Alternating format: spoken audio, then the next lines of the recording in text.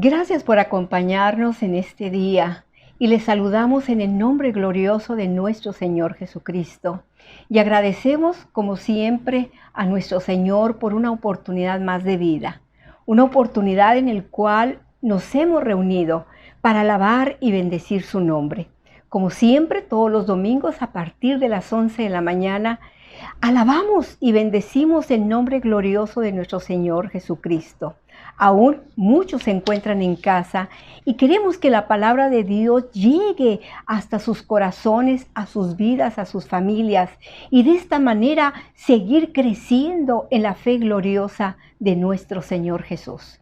Este día, antes de iniciar, queremos como siempre hacerle partícipe que todos los días sábados a partir de las 7 de la tarde, el pastor Natividad Ramos está llevando a cabo la enseñanza sobre profecía. Sin duda hay muchas cosas que no nos quedan claras, pero a través de la palabra de Dios somos profundizados en esta enseñanza y podemos entender y comprender lo que las Sagradas Escrituras nos revelan. Así que le invitamos todos los sábados a partir de las 7 de la tarde para que usted esté en esta enseñanza. Vamos a iniciar con un pasaje de la Escritura que está en el libro de los Salmos, en el capítulo 111, y dice su palabra: alabaré a Jehová con todo el corazón en la compañía y congregación de los rectos. Grandes son las obras de Jehová, buscadas de todos los que la quieren. Gloria y hermosura es su obra, y su justicia permanece para siempre. Hizo memorables sus maravillas. Clemente y misericordioso es Jehová. Dio mantenimiento a los que le temen. Para siempre se acordará de su pacto. El poder de sus obras anunció a su pueblo, dándole la heredad de las gentes. Las obras de sus manos son verdad y juicio. Fieles son todos sus mandamientos, afirmados por siglos de siglos, hechos en verdad y en rectitud. Redención ha enviado a su pueblo. Para siempre ha ordenado su pacto. Santo y terrible es su nombre. El principio de la sabiduría es el temor de Jehová. Buen entendimiento tienen cuantos ponen por aquellos por obra. Su loor permanece para siempre. Y verdaderamente que damos loor a nuestro Señor. Y reitero, estamos reunidos en este lugar. Nosotros realmente nos sentimos bendecidos porque cada vez que leemos la palabra de Dios, particularmente los salmos, pone toda su atención, todos los reflectores en lo que es la alabanza. Y nosotros alabamos al Señor porque verdaderamente es un camino en el cual andamos y damos gracias a Dios porque verdaderamente en esta alabanza la Escritura nos dice que los ángeles en el cielo alaban al Señor día y noche y le dan todo el reconocimiento, la gloria, la alabanza a aquel que nos ha hecho tanto bien, pero sobre todo aquel que está sentado a la diestra del Padre intercediendo por nosotros. Y verdaderamente la alabanza no es más que un reconocimiento, es una celebración total, absoluta, y que toda la tierra alabe al Señor. Y le alabamos porque Él nos ha dado salvación. Le alabamos porque ha escuchado todas nuestras oraciones, porque no están olvidadas, no se han perdido. Apocalipsis dice que suben al trono de su gracia como un olor fragante, como un incienso.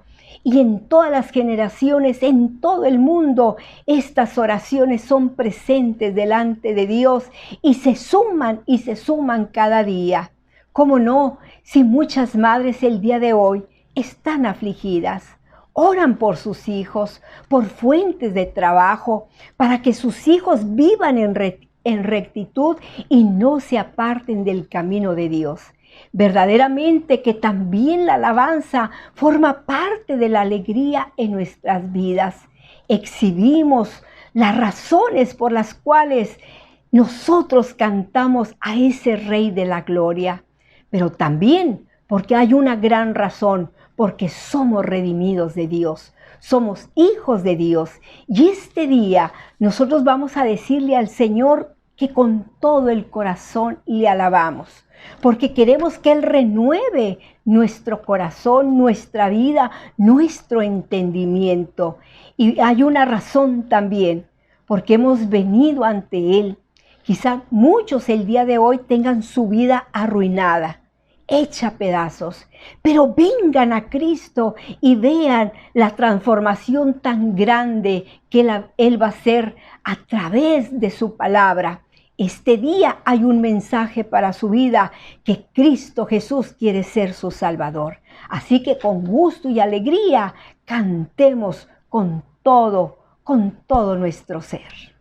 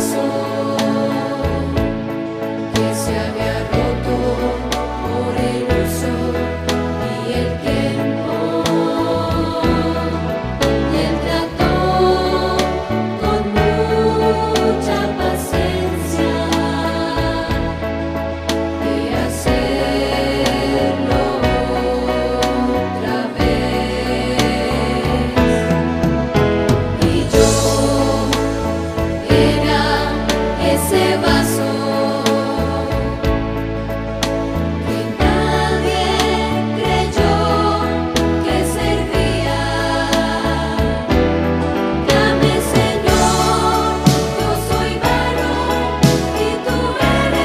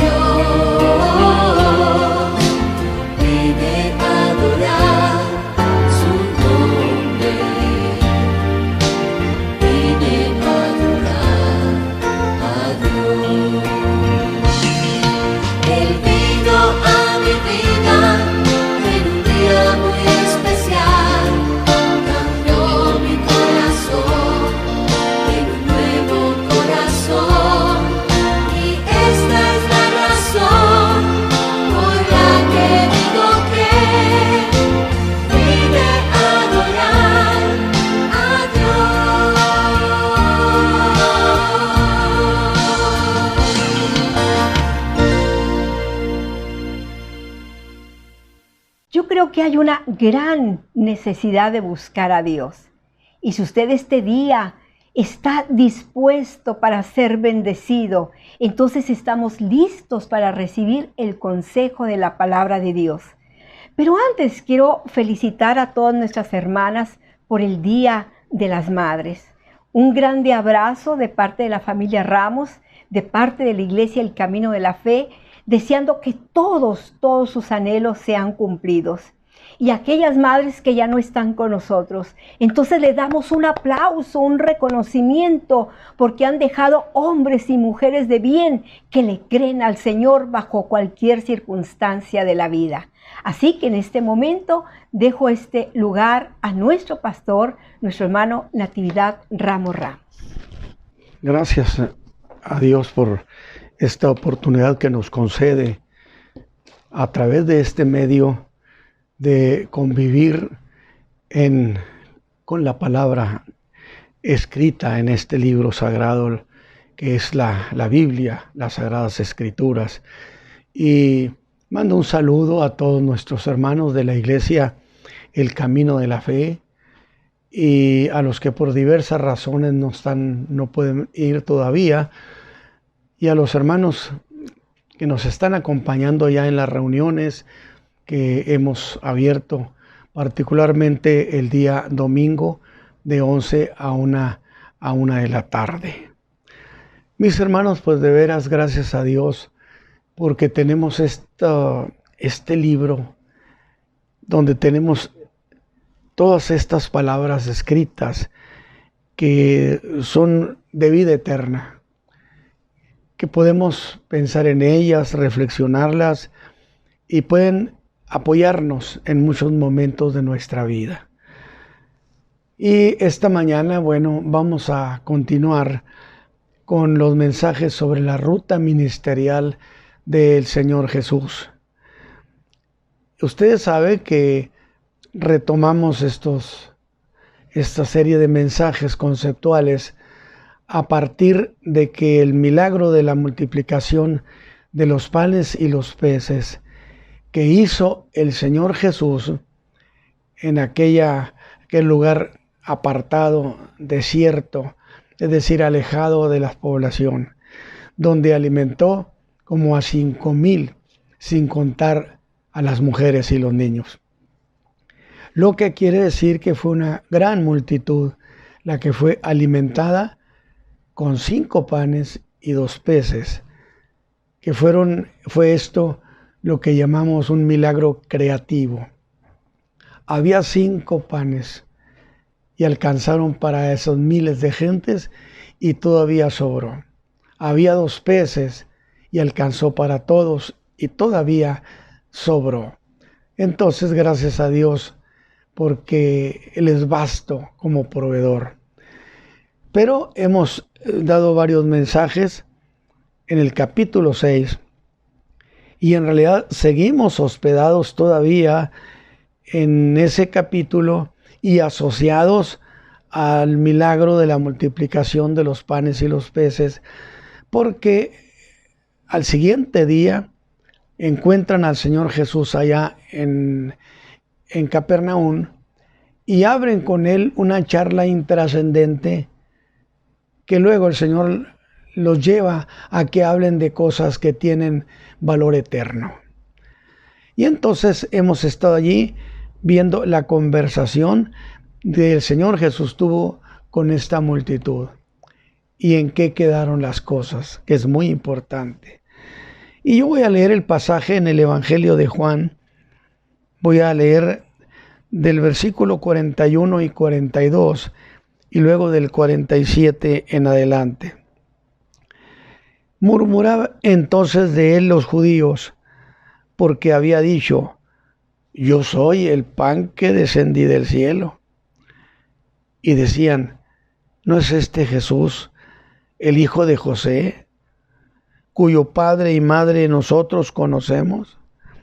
¿Cómo pues dice este: del cielo he descendido?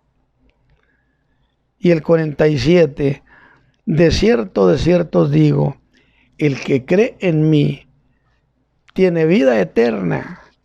Y luego puntualiza: yo soy el pan de vida. Vuestros padres comieron el maná en el desierto y son muertos. Este es el pan que desciende del cielo, para que el que de él comiere no muera. Yo soy el pan vivo, que he descendido del cielo. Les da interpretación directa para que no hubiera error de apreciación. Si alguno comiere de este pan, vivirá para siempre. Y el pan que yo le daré es mi carne. Y aquí empieza lo más difícil de aquella conversación. El pan que yo le daré es mi carne, la cual yo daré por la vida del mundo.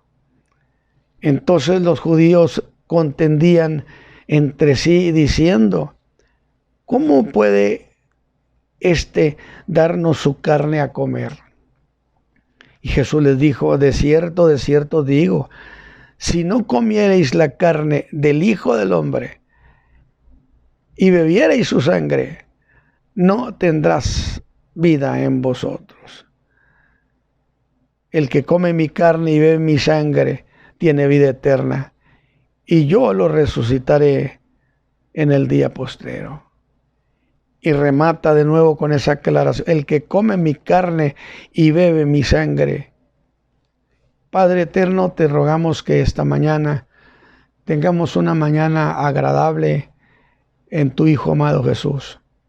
Una mañana donde podamos atesorar esta historia de esta conversación, de esta charla que tuvo con aquella multitud que había participado en el milagro, un milagro que los emocionó, un milagro que por cierto no caló más que a su estómago. Padre eterno, danos tu bendición por Cristo Jesús. Amén. Gloria a Dios. Muy bien, mis hermanos, dije que seguimos en el capítulo 6 del Evangelio de Juan. Evangelio que registra las cosas que la gente de esa multitud le dijeron a Jesús y las cosas que Jesús les dijo a ellos. Es decir, estamos hablando de que hubo una charla acá en Capernaum. Por cierto, anticipé la importancia de esas charlas porque abordan cuestiones eternas. Así que he leído estos versículos y hago la precisión que a partir de aquí empieza lo que sería el segundo diálogo que Jesús tiene con aquella multitud. Segundo diálogo que el Señor tiene con aquella multitud. Que daba la impresión que querían creerle, pero que no hallaban cómo creerle. A veces hay ese conflicto en el entendimiento de los hombres, de la gente, de las mujeres, que sí quisieran creerle, pero no hayan cómo creerle. Y empezaron a sentir, a partir de este segundo diálogo, empezaron a sentir cierta confusión con las cosas que Jesús ahora les está diciendo. Mire cómo ha escalado el Señor su charla. Ha despertado su atención, primero hablándoles de una comida que da vida eterna. Esto les llamó la atención. Qué interesante, una comida que da vida eterna. Y entonces, como buenos judíos, de inmediato pensaron cuál será la obra que hay que hacer para tener esa comida que da vida eterna. Y Jesús les dijo qué era lo que tenían que hacer. ¿Cuál es la obra? ¿Cuál es la obra que tienen que hacer? Dijo: creer en Él. Es decir, lo que tienen que hacer es creer. Esta es la obra, el creer. No el hacer algo, es el creerle. de tal manera. Pero entonces cuando ellos escuchan que les está proponiendo que creyeran en Él para tener esa vida eterna, ellos le hacen una contrapropuesta y les dicen que Moisés les dio pan del cielo. Algo así como: si quieres que te demos nuestra fe, haz una señal mayor que la que hizo Moisés, el cual nos dio pan del mismo cielo. Tú nos diste pan casero que trajo un muchachito, pan de cebada, pero que no se puede comparar con el pan que nos dio Moisés. Si tú quieres que creamos en ti, es necesario que superes la obra que Moisés hizo. Y justo es cuando eso le dicen al Señor Jesús, que el Señor aprovecha esa coyuntura para hacerles la aclaración, diciéndoles: Moisés no les dio pan del cielo. Es decir, era un pan que venía de los cielos inferiores o de un cielo inferior. Puede ser el de la atmósfera, pero no del cielo donde mora Dios, que es muy distinto. Mientras que Él sí había venido del mismo cielo donde está Dios.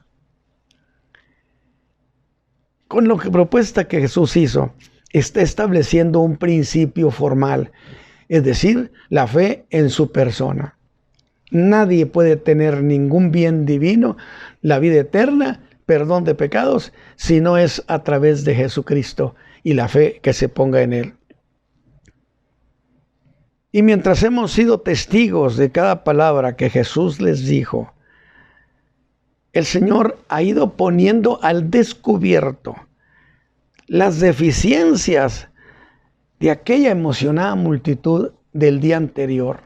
Es decir, una multitud desbordada, animada, emocionada, que lo admiraron, que pensaron de Él que era el Mesías, que era el profeta que Dios había prometido, tanto que quisieron hacerlo rey, pero que ahora en esa charla el Señor hace que salgan a colación las deficiencias que había en su manera de creer, con el propósito, por supuesto, de atraerlos a Él, de que creyeran en Él. Sin embargo, si observamos por las cosas que les está diciendo o la manera en que les está diciendo, en realidad quería que le creyeran o que no. Y digo esto, mis hermanos, porque se vieron muy confundidos y hasta envueltos en confusión, una condición mental que los llevó a la incredulidad. Y no solamente a la incredulidad, sino a la deserción total, porque esa multitud habría de hacer un abandono al Señor Jesús allí mismo. Un abandono que sería muy notorio a nivel nacional. Imagínense. Pero hay una pregunta que podemos hacernos. Ese abandono, porque pensar que de 5,000 gentes nadie vino a Él, es muy difícil eso. Que de tanta gente no hubo gente que vino a Él, que creyó en Él. ¿O sería parte de un proyecto divino, de un plan divino de que se diera ese abandono masivo? Porque dice que todos lo dejaron. Un abandono masivo que sin duda marcó a la nación. Y que la marcó, imagínense, cuando llegan, porque todos iban a Jerusalén. Acuérdense que iban a Jerusalén, pero supieron que Jesús iba rumbo al desierto y lo siguieron. Pero ahora, indiscutiblemente, esa multitud sigue su camino a Jerusalén. ¿Y qué había de pasar? Habrían de convertir ese abandono en una noticia nacional que arrancaría conclusiones muy absurdas, donde pensarían que el Señor Jesús iba a menos, que había fracasado en su tarea de reclutar discípulos. Porque se nota cuando de inmediato se echan encima de él los escribas y los fariseos. Es decir, sintiendo que era una coyuntura muy propicia, puesto que era un abandono masivo, lo que significaba entonces que ya no era creíble, que había ido a menos en el interés del pueblo. Pero volvamos. Si habían impresionado con aquella comida que daba vida eterna, ahora hasta aquí donde hemos estado escuchando la charla de Jesús con aquella gente, no hay nada que no pudieran ellos entender. Estaba planteando cosas que estaban al alcance de su entendimiento. Ahora, Dios tiene una manera de darnos vida eterna y una manera de conseguir la vida eterna, que por cierto eso también tiene su lógica. Pues Él debe saber cuál es la obra que hay que hacer para tener acceso a la vida eterna. Ha sido muy claro: es necesario que crean en mi persona, que yo he hecho énfasis. Puede ser que usted alegue, como muchos lo hacen, es que yo creo en Dios, yo creo en el Padre, yo creo en un ser supremo, pero eso no le alcanza para la salvación. Usted puede creer en Dios, en el Padre. Sin embargo, si no cree en el Hijo, usted no tiene manera de acceder al perdón de Dios, porque Dios hace todo a través de su Hijo amado Jesucristo. Y ellos, cuando pensaron en una comida que daba vida eterna, pues estaban dispuestos a hacer la obra que tuviera que hacerse con tal de tener una comida que les dé que les dio vida eterna, que les garantice que no mueran. Y lo sorprende cuando le dice: esta es la obra de Dios. Y sería lo mismo para responder a esos que dicen: yo creo en Dios, yo creo en un ser supremo, en un ser eterno, y todas esas alabanzas que dicen, pero no creo en Jesús. Bueno, el que no cree en el Hijo no tiene vida.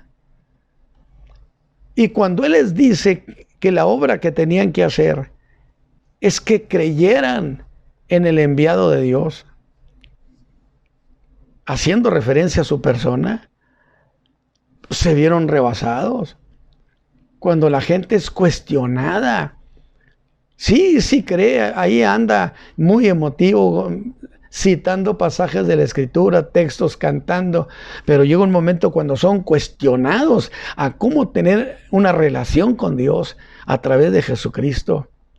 Se ven rebasados, sorprendidos. ¿Por qué? Porque para ellos las palabras de Jesús fueron mucho más de lo que ellos esperaban. Que para recibir esa comida tenían que creer en Él. En realidad, para tener vida eterna era necesario creer en Él, porque Cristo es la vida.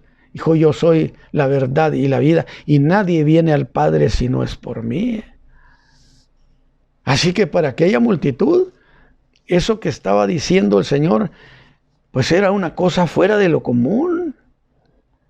Desde luego que se vieron sorprendidos, porque además nadie, ningún gran hombre de Dios, ninguno, había jamás hecho una petición como eso, incluido Moisés. Ni siquiera Moisés. Dirían ellos: pero este exige que creamos en Él. Esto nunca había sucedido, no lo entendemos. Y aún más, dice que eso es lo que Dios quiere que hagamos. Vea, ellos murmuraban y dirían, Él está diciendo que esta es la obra de Dios, que creamos en el que Él ha enviado para ser salvos, para tener vida eterna. Resulta que nos está diciendo que Dios exige que se tenga fe en Él. Y está además afirmando que Dios lo envió y que lo envió para eso. Y aún más, que Dios lo señaló. Empezaban ahí a entrar en confusión. Note usted, antes de eso no había ningún problema. A partir de las declaraciones que Jesús hace, que Él es el pan de vida y que a Él su carne había que comerla y beber su sangre, por supuesto que eso los llevó a una confusión donde no hallaban respuesta. Pero, ¿entendieron acaso lo que Jesús había dicho? Yo digo que sí entendieron. Y lo hicieron con toda claridad. Y la prueba es que le hicieron contrapropuesta. Así que eso es lo que quieres, le dirían. Que nuestra fe se ponga en tu persona. Muy bien, está bien. ¿Y qué obra vas a hacer para que veamos y creamos en ti? Observe eso, para que creamos en ti. Sí habían entendido con toda claridad que estaba hablándoles de la fe personal que se tiene que tener en su persona, en su obra. Alguien diría, pero ¿y el milagro de los panes y los peces? ¿Qué acaso ese milagro no debe ser suficiente señal? Bueno, hay que reconocer que ese milagro fue grandioso, pero esa no era la cuestión de ese momento. Esa no era la cuestión que le estaban planteando. Lo que ellos pedían, diríamos, era cosa muy justificada, pero también muy sutil. Estaban pidiendo que hiciera un milagro mayor que el de Moisés, que hiciera obras que lo superaran, y entonces creerían en Él. Porque ellos razonaban y decían, bueno, el pan que multiplicó el día de ayer en la tarde no dejó de ser un pan casero. El pan de aquel muchachito. Mientras que el maná que Moisés les dio a nuestros padres era del cielo. Imposible de superar con esos panes y esos peces. Imposible de superar aquel maná que venía del cielo. Y desde esa perspectiva, el milagro que Jesús había hecho en el día anterior era un milagro inferior al que había hecho Moisés. ¿Qué le parece? Y aquí el Señor hace una revelación para corregir el error de interpretación en que había caído la interpretación nacional. Que el maná había sido dado desde el cielo. El Señor corrige esa mala interpretación que tenían sobre ese suceso y les dice, Moisés no os dio pan del cielo. Esa es la apreciación de ustedes. Moisés no les dio pan del cielo. Es decir, el maná no venía del cielo donde está Dios, sino de cielos inferiores. Mientras el pan que se está ofreciendo aquí ante ustedes viene del mismo cielo donde mora Dios. De allá, ¿acaso no dice Juan que el verbo estaba con Dios y que el verbo era Dios? Y que luego se hizo hombre, se hizo carne y habitó entre nosotros. vino del mismo cielo, estaba al lado del Padre, allá donde Dios mora. Pues ¿acaso el Verbo no estaba con Dios? Ahora está entre nosotros. No es propio decir soy el pan, pero que viene del mismo cielo de Dios. Por lo tanto, este pan que viene del cielo de Dios supera al pan que Moisés les dio. Por lo tanto, sería prueba superada. Pero habría mucho más objeciones. Es que el Señor les había hablado o les había dado pan solo a 5,000, o vamos, como 5,000, sin contar las mujeres y los niños. Mientras que Moisés había alimentado a millones, a todo el pueblo de Israel. Pero el pan del que Jesús hablaba, ese alcanzaba para alimentar a todo el mundo. De nuevo, la propuesta de Jesús es superior a la de Moisés. Esa es la cuestión que se estaba tratando. Querían esconderse en Moisés. Y otra vez, el pan del que hablaba Jesús superaba el maná de Moisés. ¿Dirían entonces que el pan que Jesús multiplicó alimentó solo a 5,000? ¿Y eso la tarde anterior? ¿El día anterior?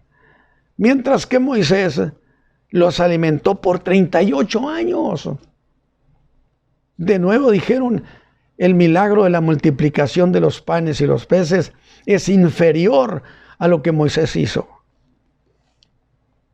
Eso es cierto, dijo Jesús, pero todos se murieron.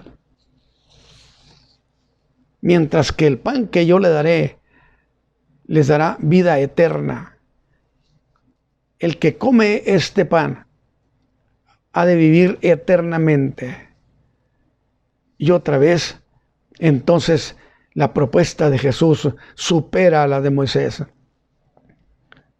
El pan del que habla Jesús es superior, porque es para vida eterna. Los otros se murieron. De nuevo, la propuesta de Jesús es superior. Llévelo esto en su corazón, lo que el Señor Jesús nos ha propuesto es superior a cualquier cosa. Y es entonces cuando, sintiendo que ya no tienen salida, le dicen, danos siempre este pan. Y entonces yo pregunto, ¿cómo? ¿Cómo que le dicen, danos ese pan? Porque se pensaría que ustedes ya habían entendido, pero no. Estaban pensando en otra deficiencia, estaban pensando que Jesús y el pan no eran la misma cosa. Ve cómo los ha ido acercando a que lleguen a entender que Él está diciendo que Él es el pan que vino del cielo. Y es entonces cuando el Señor Jesús es mucho más directo con aquella multitud. Y más directo para despejar absolutamente toda duda. Usted que me esté escuchando no debe tener ninguna duda respecto a lo que Jesús puede darle a usted. Vida eterna. Nadie puede darle lo que Él puede dar. Para despejar toda duda, les dice, yo soy el pan del cielo, el pan del cielo. Yo soy el pan de vida. Con toda claridad, no había necesidad de interpretación. Yo soy el pan de vida que descendió del cielo de Dios. Pero precisamente esto que les acabo de decir causa más confusión en sus mentes. Se convierte en una gran dificultad mental para poder procesar esa idea. Y al yo estar pensando sobre la manera como el Señor Jesús les está diciendo las cosas, pues más bien pareciera que no quería que le entendieran. y que no quería que le creyeran. Por las cosas como les está diciendo. ¿Cómo es que descendió del cielo? Dice en el versículo 41. Y murmuraban entonces de él los judíos, mis hermanos, porque había dicho, yo soy el pan que descendí del cielo. Nosotros hemos probado ese pan por la fe. ¿En qué manera? En creer en que su carne fue molida, que su carne fue lacerada por nuestros pecados. Estamos tomando precisamente de su propia carne. Yo soy el pan que descendí del cielo. Pero les está diciendo al mismo tiempo que él tiene un origen distinto al de todos los hombres. Nadie podía decir que venía de allá. Y cuando le dice que él tiene un origen distinto al de todos los hombres, la confusión se agrava. Más se confunden. Y otra vez tengo que decir, ¿qué era eso lo que él quería que no le entendieran? Y dirían, ¿cómo está eso? Que tiene un origen distinto. Por supuesto que nosotros sabemos y hemos creído que Jesús fue enviado de su Padre, que es el Verbo que se hizo carne, que habitó entre nosotros, que fue a la cruz del Calvario, que pagó a la justicia divina nuestras culpas. Nosotros creemos en el origen eterno de Él, que vino de parte de su Padre. Pero ellos dijeron, no, un momento. Nosotros conocemos su familia. Ahora, ¿acaso no es Jesús, el hijo de José, cuyo padre y madre nosotros conocemos? A esas alturas, sin duda, a esas alturas de entender que José todavía vivía, porque no dice a sus padres conocimos, a sus padres conocemos. ¿Cómo dice del cielo he descendido? Alabado sea Dios. Qué condescendencia de Dios de visitarnos. ¿Qué cosa es el hombre para que tengas de él memoria? Y el Hijo del Hombre para que lo visites.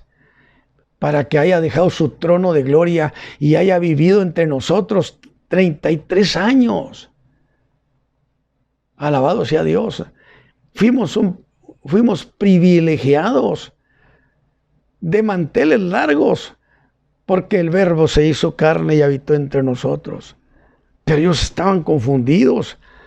¿Cómo dice del cielo he descendido?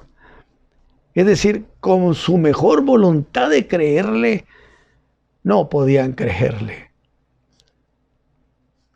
Porque era imposible negar que conocían a sus padres.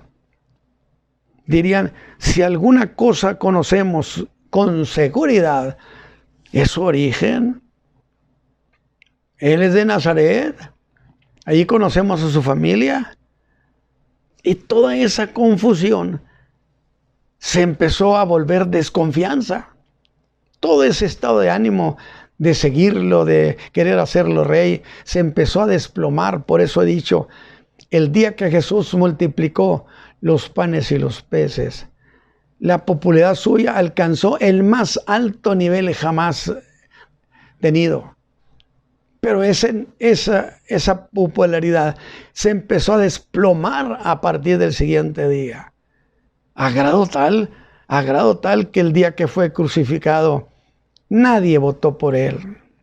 Verlo me es inatractivo para que lo deseemos. Varón de dolores, experimentó en quebranto, como que escondimos de él el rostro, fue menospreciado y no lo estimamos. Entonces, esa alegría se está convirtiendo prácticamente en una desconfianza que nace en la manera de entender las cosas. Estaban cerrados al camino del entendimiento. Y yo digo, bueno, póngase en lugar de ellos. Se le podía exigir a esa gente que creyera en él bajo estas condiciones. Que creyeran que él era el pan del cielo que había descendido del cielo de Dios. Es muy difícil exigirles. Así que volvamos atrás. Primero les dijo que esa comida, fíjese usted cómo fue creciendo, que esa comida la daba solo el Hijo del Hombre. Ellos no asociaron que Él era el que daba la vida eterna. Luego, segundo, ¿qué obra tenemos que hacer? La respuesta es: crean en mi persona. Y si creen en mi persona, tienen vida eterna. Ahora, yo les pregunto, mis hermanos, porque esto también hay que aprenderlo. Dígame una cosa, ¿tiene usted la impresión que Jesús les va aclarando las cosas o que se las está complicando? Para mí, les está complicando mucho el entendimiento. No habían entendido que Jesús y el pan eran la misma cosa. Por eso le dicen, pues, bueno, danos ese pan. Como si Jesús tuviera ese pan y no como si Él fuera ese pan. Alabado sea Dios. Jesús decide quitar todas las dudas sobre quién era Él y les dice abiertamente: es que yo soy el pan de vida. ¿Se los aclaró o no se los aclaró? Es que yo soy el pan de vida. Y se toparon con una barrera en su entendimiento. Estaba vedado para ellos entender ese cambio de idea. Para ellos, el profeta era el hijo de María y de José, que ellos conocían a su familia. Y ahora Él dice: es que yo soy el pan de vida. Por eso los que conocemos a Cristo tenemos una certeza de que nuestra vida no termina con nuestra muerte, que tenemos un futuro eterno asegurado. ¿Cuánto conviene entonces que usted que me escucha y no conoce a Cristo se acerque a Él para que usted tenga garantizada precisamente la vida eterna? Yo soy el pan de vida. Jesús quiere quitar, como si Jesús tuviera ese pan y no como si fuera ese pan, así lo creían. Y entonces Él decide quitar todas las dudas y les dice abiertamente: es que yo soy el pan de vida. Y usted diría, con esa aclaración debieron entender. No, pero esa declaración, en vez de sacarlos de dudas, los confundió más. Y ese auditorio muestra otra deficiencia: su incredulidad. Y dice el verso 41, murmuraban entonces de Él los judíos, porque había dicho: yo soy el pan que descendí del cielo. ¿Qué dice usted que es Cristo? Para usted, ¿quién es el Señor Jesús? ¿Acepta que Él es el pan de vida? ¿Acepta que descendió del mismo cielo de Dios, que su Padre lo envió? A esas alturas de la charla ya no había duda.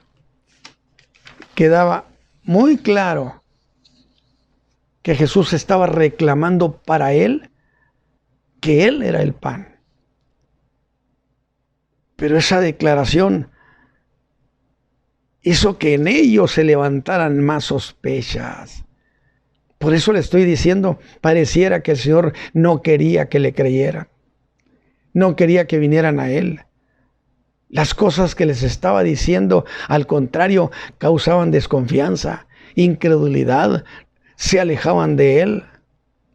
Y otra vez, los judíos, mis hermanos, se vieron rebasados, incrédulos y enojados.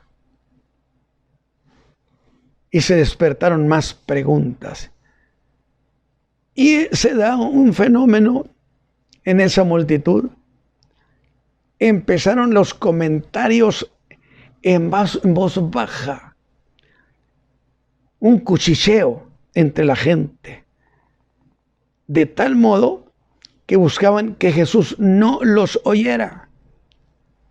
Pero el griego nos da una idea muy interesante de cómo era eso. Porque esa palabra murmuraban, porque había dicho que había descendido del cielo. Era tan intensa que el griego dice que era semejante al ruido que hacen las hojas secas con el aire. Usted sabe de eso, cuando los árboles, cuando las hojas se secan y pega el aire, se oye precisamente una especie de murmullo de las hojas.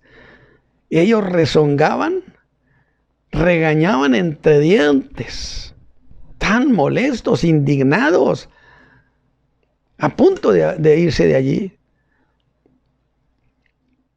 Y una acepción del griego me llamó la atención y se las quiero regalar. Cuando Jesús ha empezado a decir acerca de que Él es el pan, que había que comerlo, cuando ha de decir que hay que comerlo a Él, su carne, y beber su sangre. Cuando el Señor Jesús empezó a irse por esa ruta de la explicación, indiscutiblemente empezaron a sentir hasta repugnancia por lo que les estaba diciendo. Y digo, ¿repugnancia? ¿Sí? Empezaron a tener sensaciones de repugnancia por eso que había dicho, yo soy el pan. Porque al decir eso, la gente sintió que algo se veía venir. Y dirían, si es una comida que da vida eterna, nosotros no tenemos ningún problema para entender eso. Como no tendríamos problema para entender que la gente comiera el maná. Si ese pan del que está hablando Jesús fuera como lo fue el maná, no tendríamos ningún inconveniente para entenderlo. Ese pan se come. Pero si Él es el pan, ¿de qué está hablando? Les diría, es que yo entregaré mi carne por el mundo. ¿Ve usted en qué momento empezaron a sentir repugnancia con las declaraciones del Señor Jesús? Que este iba a ser el detonador para que luego la gente lo abandonara completamente. Y que fuera un abandono masivo, notorio, que resonó en toda la nación, en todos los rincones de la tierra de Israel. Mucho más en la reunión de Jerusalén. La multitud que estaba con él iba para Jerusalén. Y las noticias que la gente iba a oír es, Jesús es un fracaso. Y entonces eso, por supuesto que causaría desesperanza en muchos. Ahora, si Él es el pan, ¿está diciendo que hay que comerlo a Él? Ya hablaban sin poder dar orden a las ideas. Pero debo hacer énfasis en que esa era la condición a la que el Señor deliberadamente los había hecho llegar. Por eso dije, parecía que no quería que le creyeran, parecía que no quería que se convirtieran. Lo comentaban entre sí, ¿qué es eso? Que Él, en lo personal, es el pan que descendió del mismo cielo de Dios.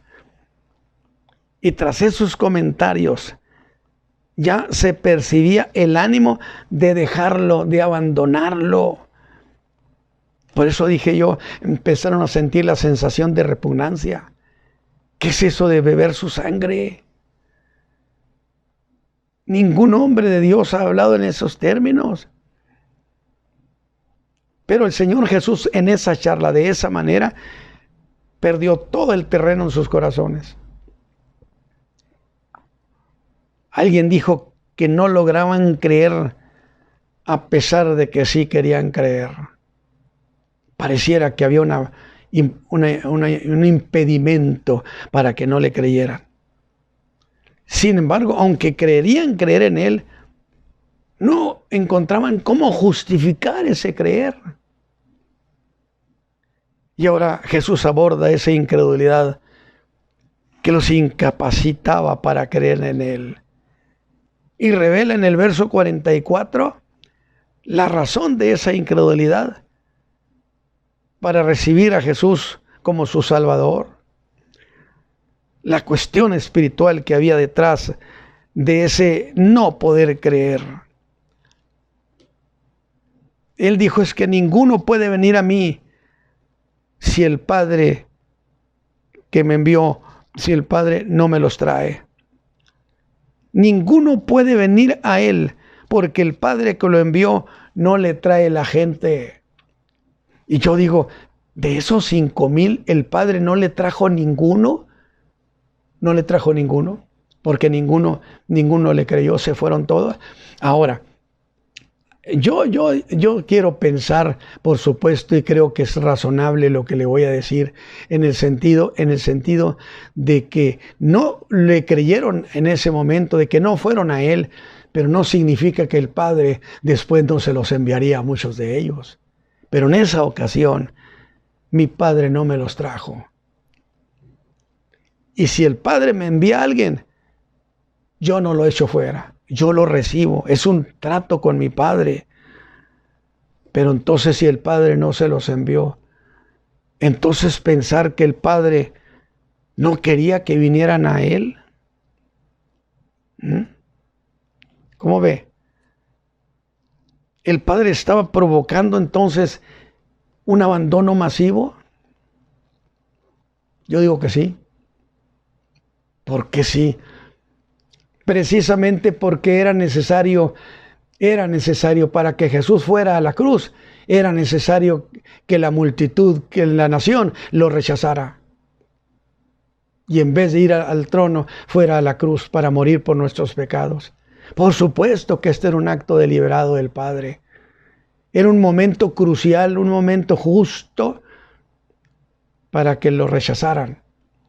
Y para que la nación entera se convenciera que no era más que un usurpador, un farsante, y todas las cosas que dijeron de él.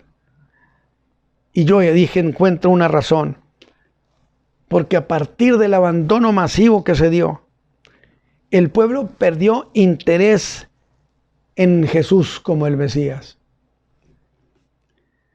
Y la popularidad de Cristo se vino abajo.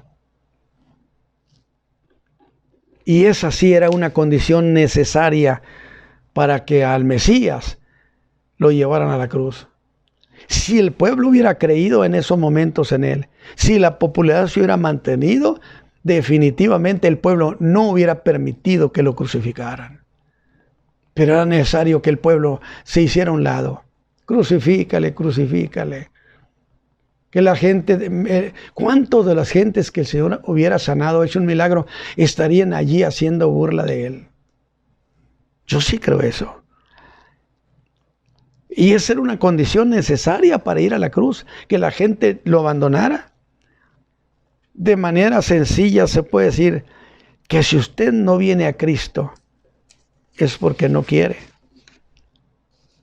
Pero ¿qué pasa dentro del hombre? ¿Qué pasa dentro del alma del que no quiere? Jesús ha revelado que su Padre ejerce sobre los hombres lo que llamaríamos atracción divina. Y entonces debemos preguntar, entonces, ¿qué pasa en el alma del que sí quiere? Usted escucha el mensaje y algo empieza a producirse en usted, esa fe, que de tal manera que usted se anima y dice, yo quiero también eso, yo quiero también esa vida eterna, yo quiero participar del pan que es Cristo Jesús, que se entregó por mis pecados. ¿Es acaso que Dios atrae al hombre contra su voluntad? ¿No es un hecho violento? Porque el Espíritu de Dios, cuando usted está escuchando las palabras que Jesús dijo o escuchando lo que yo le estoy contando del Evangelio, El Espíritu de Dios trabaja en su corazón, trabaja en su entendimiento y empieza a causarle, a incitarlo, a inclinarlo a la fe a Cristo Jesús. Y algo pasa dentro de usted, donde usted dice, yo quiero servir, yo quiero que Cristo esté en mí. Hay una inclinación que usted percibe dentro. Yo no sé si usted ahorita esté pensando lo mismo, sintiendo ese deseo, aunque no entienda lo que está pasando, usted tiene un querer gustoso. Así que con este mensaje, yo quiero dejar en usted la idea que la palabra que usted escucha sobre el Hijo de Dios, esa palabra produce resultados en el alma. Que el Espíritu Santo viene sobre la gente que está escuchando el mensaje y empieza a crear un deseo, un ánimo, inclina su corazón a Dios. La Escritura enseña que es posible ser inclinado hacia Dios. A la gente que quiere. Padre eterno, yo he entregado estas ideas a mis amigos, a la iglesia, a quienes me estén escuchando, para decirles que es necesario que se crea en la persona de Cristo, que eso esté establecido. ¿Qué es la obra que hay que hacer? Creer en el que Dios ha enviado. Y Dios envió a su Hijo amado Jesucristo. Padre, yo les he propuesto que crean en el Hijo, que dio su vida y su sangre, que dio su cuerpo en la cruz y su sangre derramada para perdón de nuestros pecados. Y que en eso consiste precisamente el comer y el beber su sangre. Que Dios me los bendiga, mis amigos, mis hermanos, y nos escucharemos el próximo domingo. Amén.